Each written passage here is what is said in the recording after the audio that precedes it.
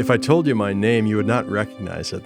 I'm only known as the man born blind in the Bible, and that's how most people refer to me on the street.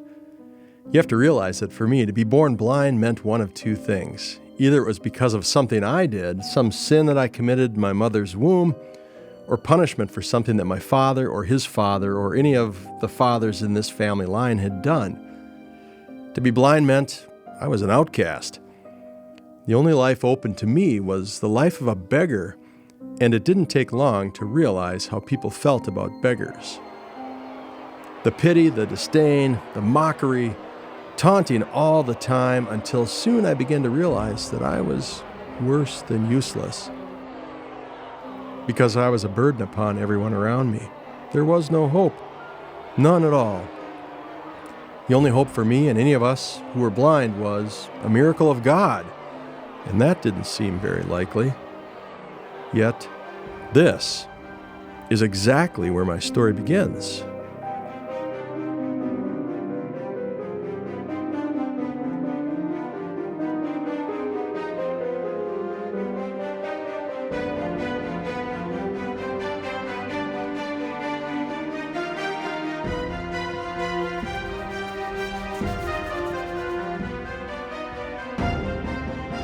Everyone had heard of this man, Jesus. Some said he was a great teacher. Some spoke of his compassion like no other man had. Others said, "Stay away from him. He's a heretic, a blasphemer.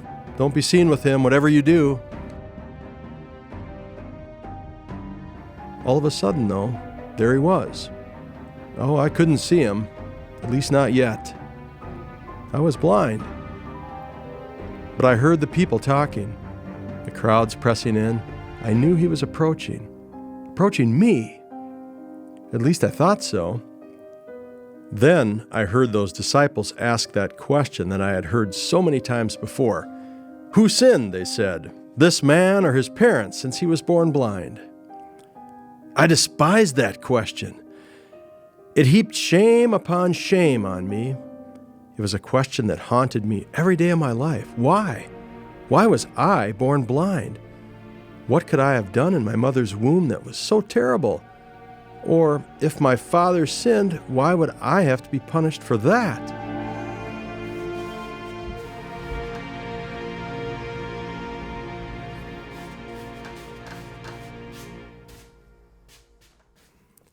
But then I heard something new, something different. Jesus answered, and he said, Neither this man nor his parents sinned, but he was born blind in order that the work of God might be made visible in him. I didn't know what he was talking about. And then he said something that would make sense in a moment. He said, "While I am in the world, I am the light of the world." What a glorious word this was, light. I had heard people talk about light. I had felt the warmth of the sun on a hot day. But light, what was light? Would I ever know?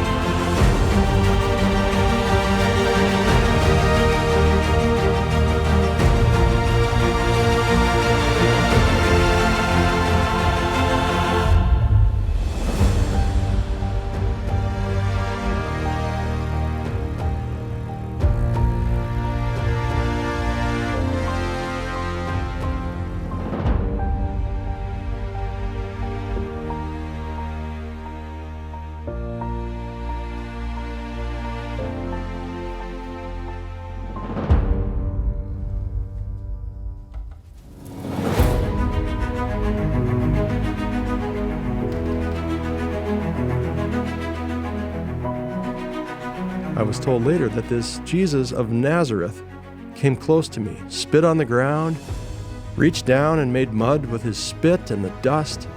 He pressed it into my eyes. I was afraid, not sure what he was doing. Maybe I should get up and run away, I remember thinking. And he said to me, "Go and wash in the pool of Siloam." Just a little pool of water outside your present wall of Jerusalem now. Some people took me by the hand and guided me to the pool. I leaned down, washed the mud from my eyes, and for the first time, my eyes were open. I could see. I could see. I could actually see. Light poured in. I looked at the sky, and I saw what others had told me was blue. I could see colors, flowers, people, and their faces.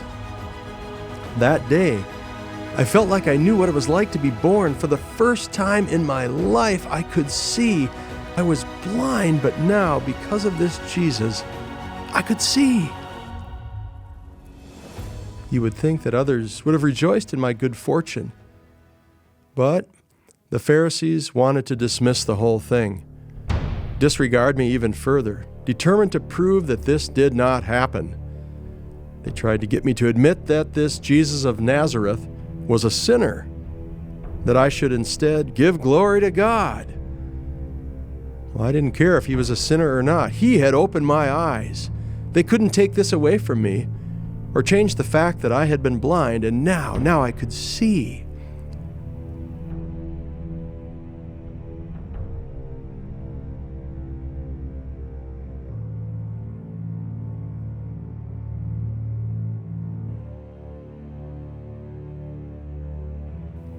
You would think, wouldn't you, that others would have been rejoicing for me and with me. Not so.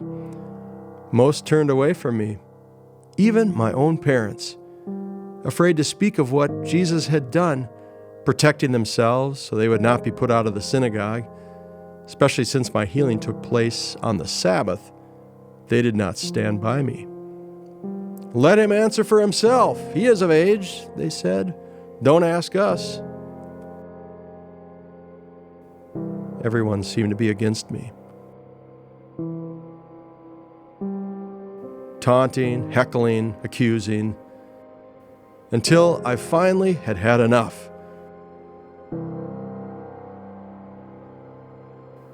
I looked at them and said, "Why are you so interested in this Jesus of Nazareth? Would you like to become his disciple too?"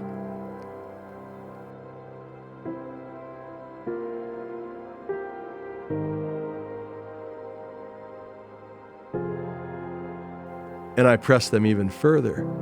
What an extraordinary thing that this man is able to open the eyes of the blind, something that only God can do, and you, who are the religious leaders, know nothing about him. Isn't that amazing?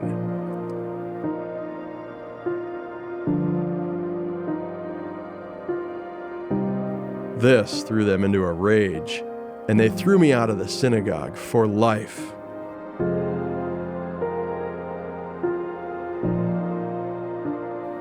It didn't matter, because Jesus had healed me, and I would not betray him now.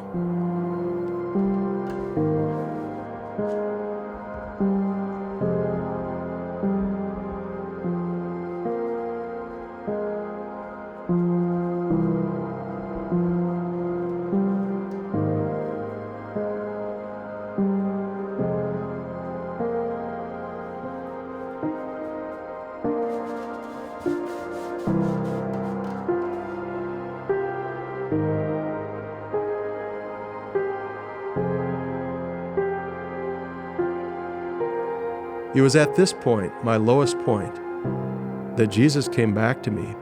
He looked at me and he said, "Do you believe in the Son of Man?" And I said, "Lord, who is he? Tell me, and I will believe." Then he said to me, "You have seen him. The one who is speaking to you is he."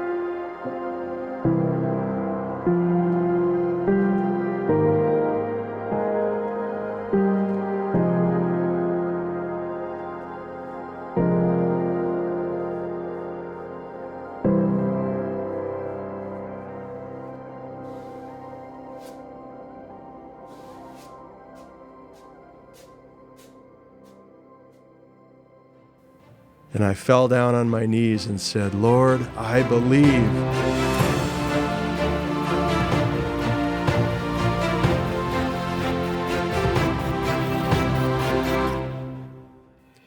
It took me a while, but I realized that my blindness that day had only been partially healed.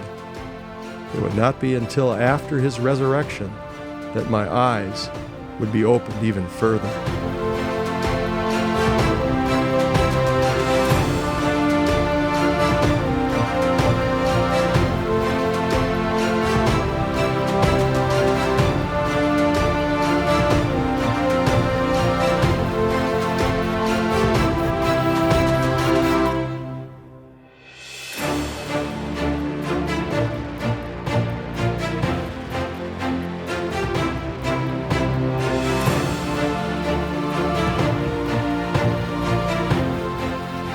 And then I could see that this Jesus was not just for me, or just the religious people, or just a few, but had come for all. For you. This has made all the difference in my life. I was blind, and now I can see.